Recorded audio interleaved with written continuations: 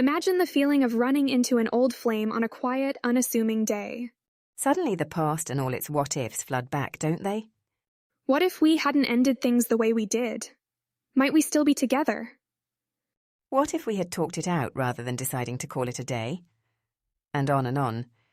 We've all been there, questioning the decisions of our past selves.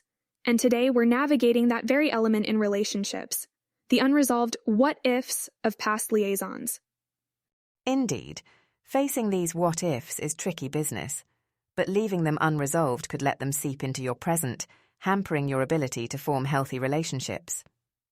What do you think, Autumn? Can dealing with these unresolved feelings lead to healthier relationships? I believe so. Removing past baggage often clears the path towards genuine happiness. What about you, Silvia? I concur. Confronting your past and understanding your contribution to a relationship's breakdown can facilitate personal growth and a healthier approach towards love. So, listeners, we leave you with something to contemplate until we delve deeper. What if you decided to confront those unresolved past relationships right now?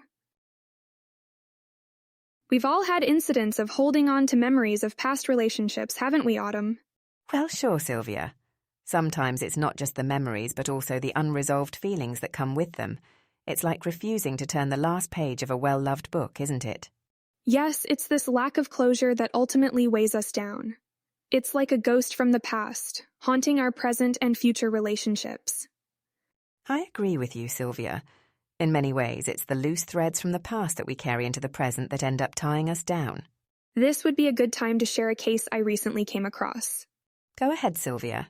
One of the listeners shared their story about rekindling a current relationship. This individual realized that their present relationship was affected significantly by their inability to discuss and close chapters from the past. They kept wondering, what if? What if they had talked about their feelings with their ex openly? What if they sought closure instead of burying it all? It sounds like those unanswered questions kept hovering in their mind, impacting their present.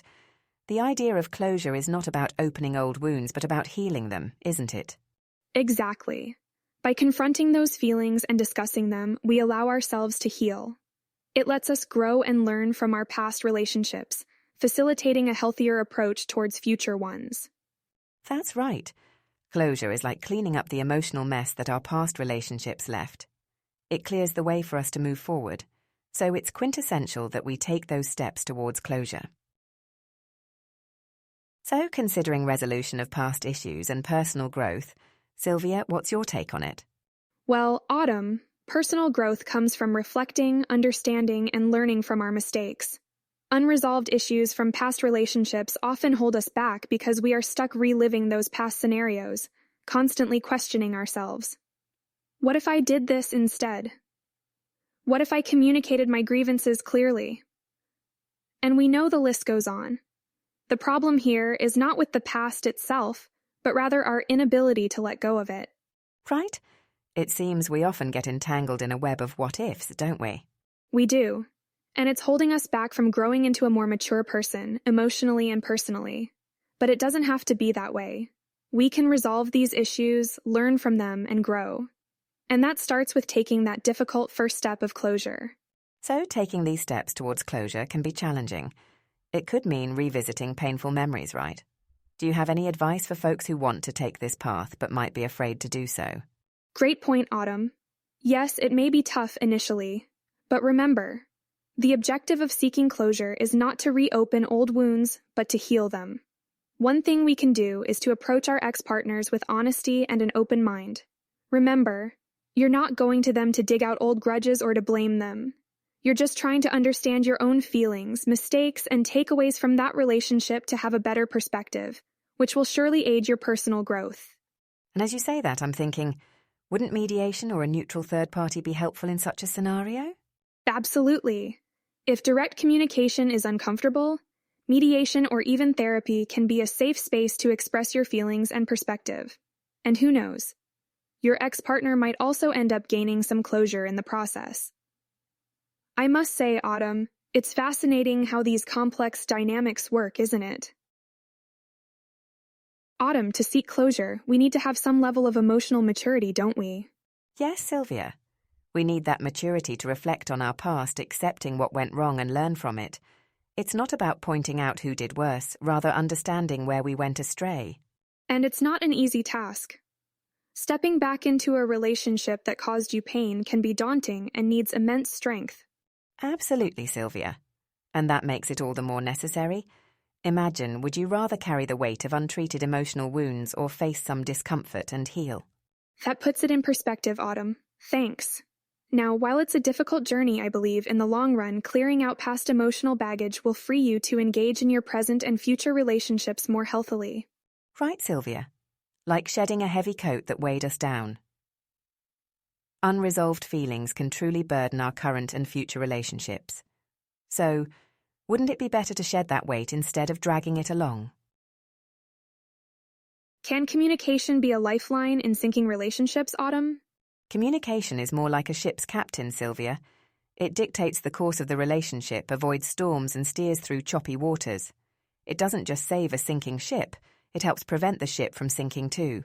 More clarity, open conversations, they are the compasses, the maps.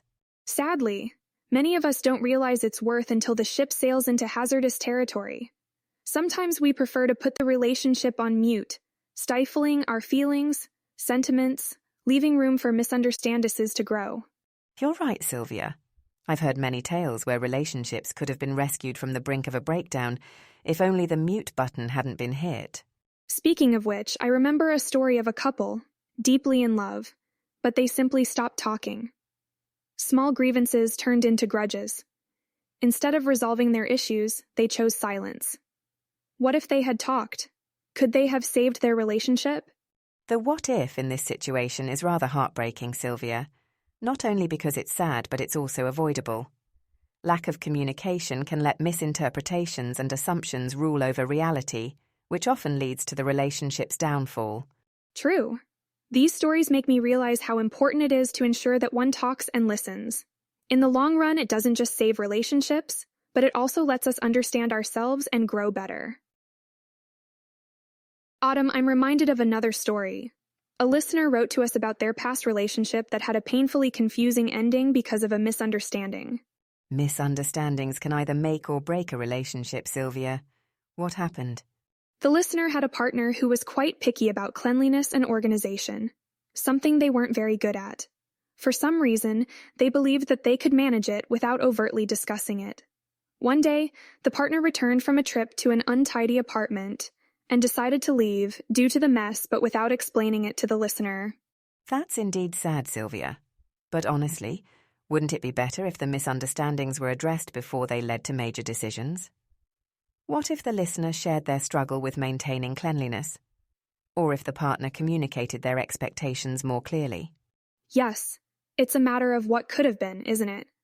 We always try to put ourselves in their shoes and examine how different outcomes could have blossomed from a more open dialogue. Absolutely, Sylvia. The what-ifs seem never-ending when we think about how simple, honest conversations could have navigated relationships away from misunderstandings and towards understanding and growth. Exactly. Talking about our expectations, our grievances can end up dissolving many misunderstandings and saving our ships from sinking. But it's also about how we broach those conversations. Aggression or accusations often worsens the situation. So, understanding and diplomacy in communication, too, could bring about a surprising turn of events. That's something to ponder upon indeed. Clear communication can often change the trajectory of relationships. Autumn, we've explored the power of clear communication. Now let's talk about those heavy suitcases we all carry. Our emotional baggage. Right, Sylvia. Emotional baggage can really shape our relationships, and often we don't even realize the size of the suitcase we're lugging around. Invisible, but substantial. Many of us drag us into new relationships without first unpacking the emotions linked to past relationships. The inevitable result? Those emotions cloud our current relationships, adding unwarranted tension and misunderstanding. It's as if we're setting ourselves up for failure before we even begin. The past heartbreak, the mistrust, the unresolved anger can make it difficult to truly connect with a new partner. Exactly, Autumn. Layer by layer, these issues stack up, creating a wall between individuals. But let's flip the coin. What happens when we finally confront that baggage? Well, it's time to share the story of our listener. They reached out to us explaining how they managed to release their emotional baggage, and it made a fiercely positive change in their current relationship. Oh, that sounds intriguing. Can you share the details with us, Autumn? Sure, Sylvia. This listener had a series of failed relationships. They fell into a pattern of choosing partners who treated them poorly because that's what they thought they deserved.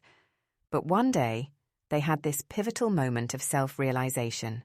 That's often the missing link, isn't it? Recognizing the problem. Yes, Sylvia. They admitted they were offloading their insecurities onto their relationships, which weren't the source of these insecurities at all. The breakthrough even led them to attend therapy and actively work to untangle their emotions. So, how did this affect their current relationship? They described it as a breath of fresh air. They stopped blaming their partner for their own insecurities. And this, Sylvia, this changed their dynamic completely. The relationship blossomed into one of understanding and resilience. So, Sylvia, building on what you mentioned about emotional baggage, what if we looked at this from another angle? Expectations.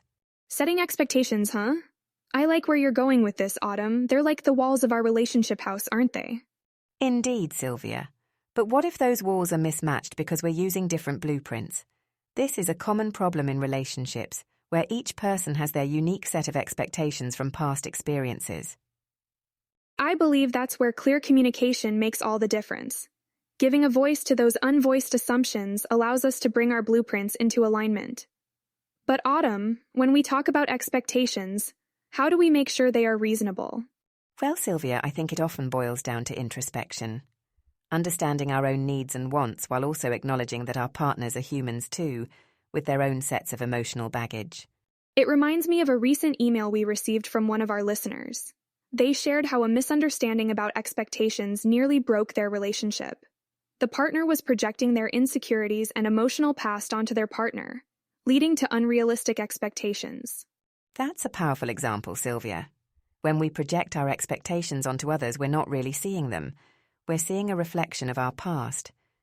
It's important to step back and see the person for who they really are, not who we want them to be. Couldn't have explained it any better, Autumn. The walls of our relationship house can only withhold the weight if they're built on mutual understanding and reasonable expectations. And to build that, we need to start communicating our needs and desires. Autumn, think about how we're like sponges, you know? Sponges? Yes, sponges.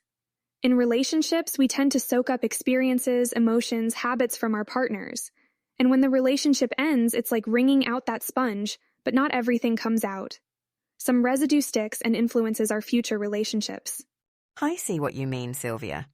You're saying that our past relationships shape us in some way, help us evolve, harden, or even soften us in certain respects, which in turn affects how we navigate future bonds. Exactly, Autumn. And that's why it becomes so important to address unresolved issues and set clear expectations, so we're not unconsciously carrying those into our new relationships. However, sometimes understanding how we're influenced by our past relationships isn't as straightforward. Sylvia, we received an email from one of our listeners who learnt this the hard way. Their past relationships had made them vulnerable to jealousy and suspicion, and this started to ruin their current relationship. They were constantly second-guessing their partner's actions, reading too much into innocent gestures. It took a heated argument and a near breakup for them to realize that their distrust was unfounded and was a direct result of their past experiences. That's a hard place to be in, Autumn. Their past was overshadowing their present, but they learned from it, didn't they? Yes, they did, Sylvia. They sought therapy and worked on addressing their insecurities, gradually reducing the frequency of their unwarranted suspicions. And their relationship became healthier as a result. They realized they couldn't continue to let their past influence their present in a destructive way. That's a powerful example illustrating that we can't run away from the ripple effects of our past relationships.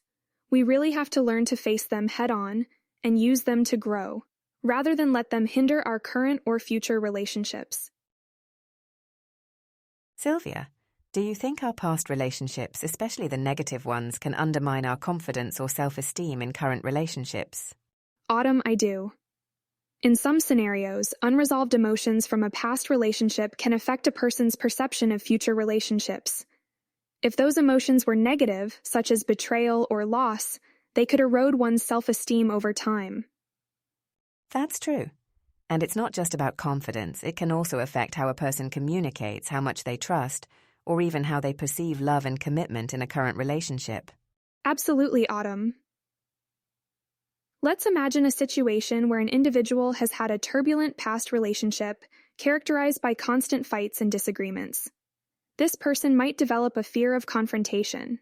Now, if they carry this fear into their new relationship, they will shy away from addressing minor issues.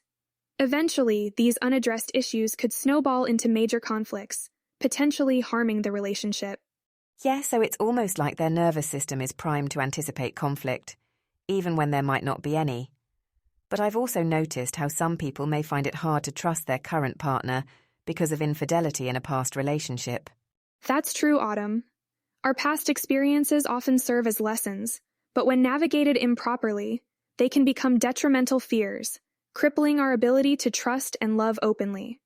We must remember that each relationship is unique, carrying different dynamics, and we should not judge a new one based on the past. That's such an important point, Silvia. And maybe it's about learning from the past without letting it dictate our present. In a way, it's about working through the baggage we carry from past relationships and learning to leave those issues behind where they belong, in the past. Autumn, we've been discussing the pitfalls and emotional roller coasters of past relationships, and I think giving listeners some practical advice might be helpful. Let's talk about emotional intelligence and its role in relationships. I agree, emotional intelligence is integral to a healthy relationship. It starts with being aware of our own emotions and understanding that they're not always rational or permanent. This rings so true, Autumn. It's important to remember that our emotional reactions often connect to our past experiences, and understanding this can be a game changer. By self-reflecting and acknowledging our emotional responses, we can figure out the patterns that might have led to conflicts or breakups in the past. Yes, Silvia. And it's not confined to understanding our emotions, it's also about effectively communicating these emotions to our partners. Many of us struggle in articulating our feelings, but clear communication will leave less room for misunderstandings and conflicts. Here's the real challenge then. It's one thing to understand and acknowledge our emotions, and another to make someone else understand them. How do you suggest someone can foster this skill? I have seen people struggle with expressing their feelings effectively. That's a good point, Silvia. And this is unrelated, but this reminds me of a chess game. It's all about strategic moves, knowing when to hold back, when to engage, and when to retreat. We can apply similar principles while communicating our emotions. It's important that we choose our words carefully, express our feelings at the right time, and foster positive communication habits. That's an interesting analogy, Autumn. But above all else, don't you think weaving empathy into our conversations matters the most?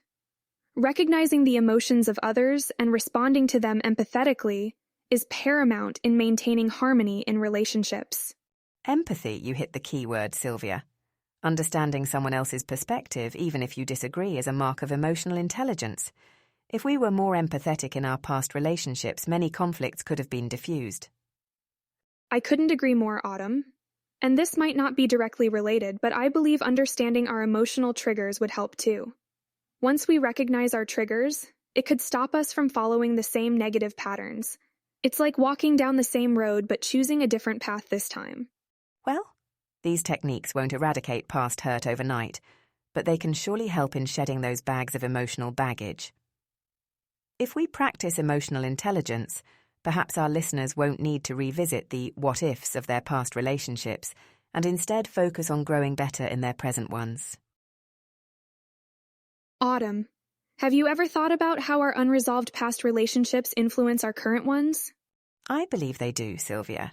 It's almost like carrying a backpack of old experiences and emotions. You're either weighed down by it, or you use it as a springboard for growth. Exactly. The sad part is, most people tend to be weighed down. They get entwined in this web of past feelings, constantly questioning their present actions and decisions. Yeah, and I think this is where human psychology comes into play. When we encounter a similar situation or person, our brains usually pull out memories from the experience folder. But here's the question, Sylvia. If these past relationships were resolved and we had found closure, would our reactions to present circumstances be different? As much as I'd like to say it would, we're far from experiencing that universal resolution. People rarely consider dealing with past emotions, but in the hypothetical perfect world, where people do deal with past emotions, I strongly believe our reactions could be different. We could possibly make decisions without the cloud of past regrets or criticisms looming over us. I've often wondered about this, if addressing these feelings could alter an individual's behavior and lead to better relationships, if understanding the trace of past emotions on our current life could actually help us grow stronger relationships. You're opening up an entirely new perspective here, Autumn. We might be onto something significant. It's the what-if of personal growth. What if we get to the bottom of these unresolved feelings? And what if it becomes a liberating and enriching journey for us, instead of a recurring nightmare? Going along this line of thought, Autumn, let me put out a scenario. What if one decided to reconcile with their ex? Reconciliation, huh? That's a tricky landscape, Sylvia, but let's map it. Right. And for that, let's go over a story shared by one of our listeners. They reconnected with an ex after years of detachment, and this decision changed their life in some unexpected ways. Navigated past regret, addressed old wounds, and this gave them a fresh perspective on life. The crux of their story was, confrontation and reconciliation can sometimes eradicate painful memories. Wow, that's a powerful experience, but not necessarily an option for all. Opening old wounds can be twice as hurtful for some. Maybe the question here is, how ready are we to face past pains for a chance at redemption? That's a good way to phrase it, Autumn. A decision to rekindle an old relationship can bring along its own set of challenges. And the success or failure of this attempt would solely depend on how prepared the individual is to deal with these challenges. There's always that risk. Can one guarantee if they're not repeating the same mistakes? I think guarantee is a heavy word here, Sylvia, but they can definitely be more aware of their actions, analyse their past behaviour, and strive to not repeat them. A healthy measure would be to validate every decision with tracebacks to the past. Is this step reflective of an old habit, or is it a conscious venture into new territories? We have to remember it's okay to let past experiences guide us to an extent, but it isn't fair to let it dictate our future actions. It's crucial to find a middle ground between drawing lessons from our past and not letting it handicap our present. So, in this what if, where one takes the leap to rekindle an old relationship, how one combats the ensuing turbulence is reflective of their maturity and emotional strength. Leaving a mistake behind isn't always easy, especially when it takes the form of regret from a past relationship. But if we hold on to them, they'll only burden our present relationships. Sylvia, what would be the first step towards dealing with those feelings? Autumn, that's a very relevant point. The crucial initial step would be acceptance. Accepting that we've made mistakes and that it's okay to do so. You know, we actually received a story from an anonymous listener that beautifully illustrates this. Oh, do share. This individual carried a heavy weight of regret from their previous relationship.